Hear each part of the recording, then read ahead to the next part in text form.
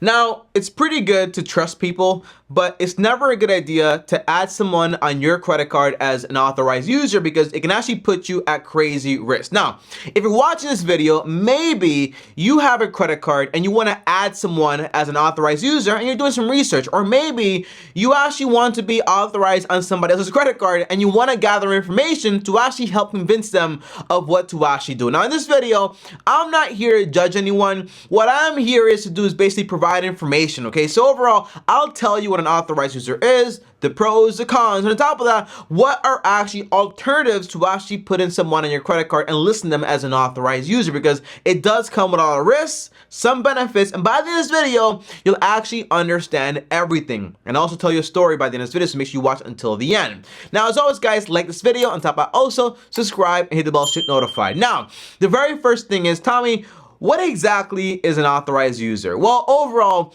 if I have a credit card, which I do, right? I have a Discover credit card, and I want to list, for example, let's say my mom on my credit card to actually help her build credit, I can actually request an authorized user. That person is then going to be issued out a credit card, but that credit card is under my account. So whenever I make payments on time, whenever I keep my balance low, my credit score is going up, well, in reality, I'm going to help my mom because in reality, she is piggybacking off of my good behavior.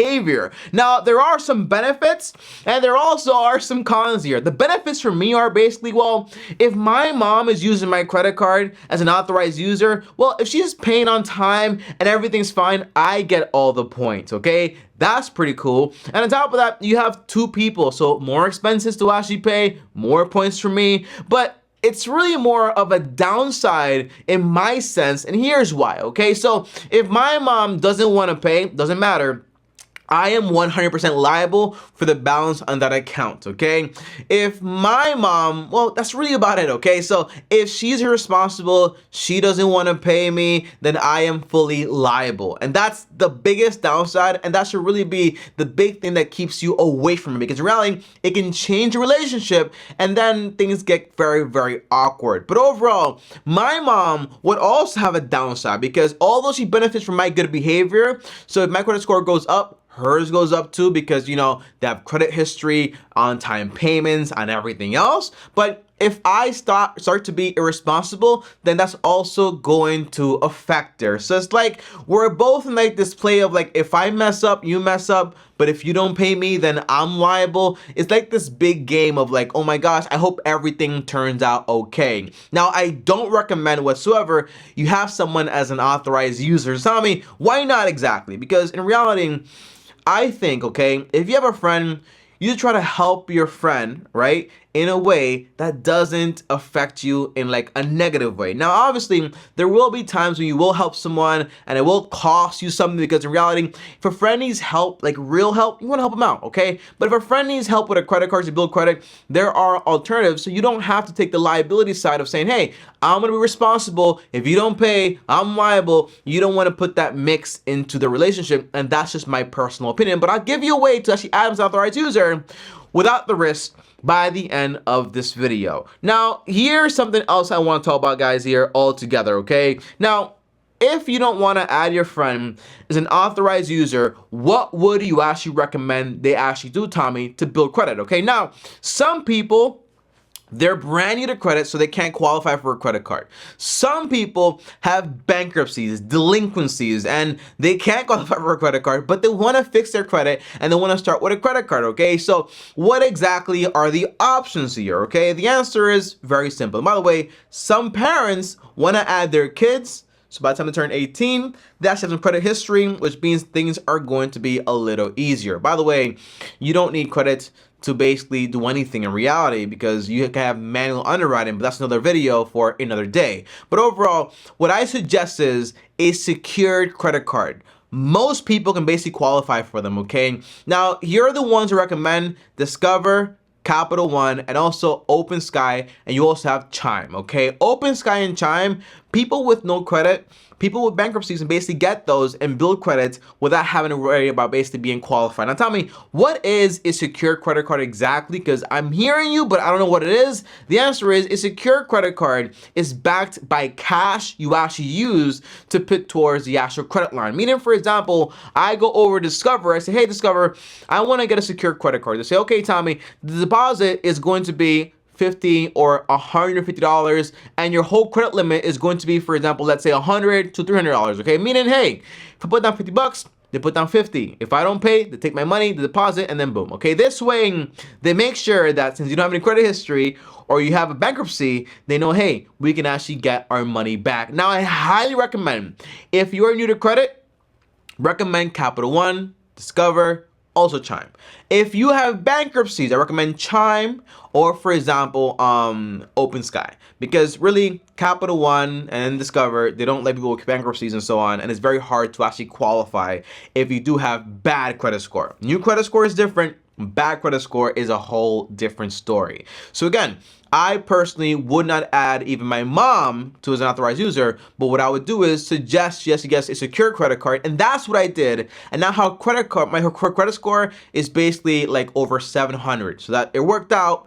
But I don't have to be liable if she misses a payment or anything happens. Not really miss a payment because she'll be paying me, but I wouldn't have to be like after her or chasing for money because my credit is my credit, her credit is her credit. That's the idea. Now, if you actually trust someone, how would you actually go about adding them as an authorized user without the risk of saying, hey, if you can't pay me, it's gonna be a big issue, our friendship is gonna be in jeopardy and all this other stuff? The answer is you get an invisible authorized user. Now, this is actually, you want to be careful here because obviously you only want to add people you actually trust as an authorized user, because why would you add someone you don't trust with something so valuable like money and credit and then all this other stuff that basically mess you up in life? Okay, so as an invisible authorized user, what it basically means is that when they send that person that credit card, you keep it for yourself and you put it aside. So meaning, yeah, they're building credits, right?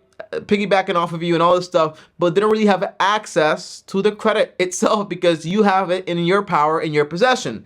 That's pretty cool. This way you help them out, but you don't have them spending money. All right, that's the idea. Now let me tell you something here. Okay, this is actually kind of dangerous because I remember once I actually called in and I asked about it and they said, Tommy, it's a good idea, you can do a visible authorized user, but in reality that person can go ahead and call and request to have a credit card shipped to them. Okay, so it's like you got to do it with somebody you trust. And again, that's really why I'm just not into the whole idea, because now you have to be babysitting, making sure they don't actually authorize another one or whatever. So you want to verify with your credit card, okay? If they say, hey, no, you have to call, you don't have to call to actually request one, then that's different. But if anyone can call that's actually authorized and request another copy, then you're in it for trouble, okay? Because they can just request another one. The one you have is invalid now. They go spend. If they can't pay you back, then what do you actually do, okay?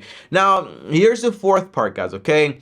You want to tell them the truth. If a friend asks you, can I be an authorized user? The answer is, I can help you basically with a secure credit card, or I can help you as an invisible authorized user, but I cannot grant you access to capital on my behalf because if you cannot pay, then something might happen. And by the way, I see responsible people all the time take on debt they cannot handle. So it's not about responsibility, about being untrustworthy. Don't let anyone manipulate you into actually having them be an authorized user, because in reality, that really wouldn't be your friend. Now, here's a story I actually promised you guys, okay?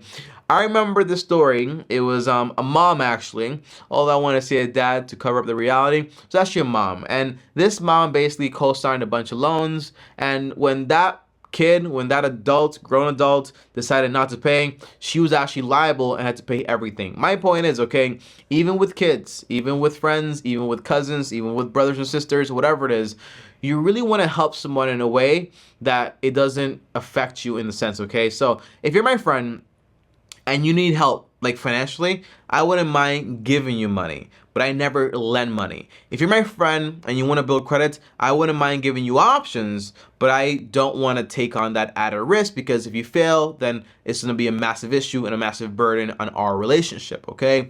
Now, it basically means that By the way, building credit is not like this crazy necessity because you have clearly other options. You can get basically Open Sky, Chime, that's for bankruptcies, bad stuff, but you can basically do it yourself. You can get, for example, Discover Capital One, secure credit cards to actually build credit. So why do you need to put someone as an authorized user? For what? And as far as your kids, by the way, to buy a home, you can get manual underwriting. That's basically when they take their income and do a history on you and then basically just build a manual portfolio or profile of who you actually are as a lender. To buy a car, you pay cash. So in reality, although credit is important, it's not like you actually need it because there are other ways to actually get what you actually need. So an authorized user, I highly don't recommend it. And by the way, it's also biblical. If you like co-sign for somebody, like in the book of Proverbs, it talks about it. Okay, go ask them to take you off of it because you don't want to be liable for somebody else's debt. That's the whole idea. All right, that's the way I operate. That's the way I think, and that's the way I get things done. Okay, guys. Now comment down below credit if you made it all the way to the end of the video. And by the way, it's not being a bad friend because you're recommending options, you're giving them secure credit cards, invisible user, which by the way, I would only really do with somebody I really trust. But secure credit cards basically do the job, so you don't actually require to actually do as an invisible authorized user. But guys, that is it for this video. Thanks for watching. Like, subscribe, hit the bell to get notified. Up here is another video, another banger, and over here is my face. Subscribe. And as always, long-term team officially out.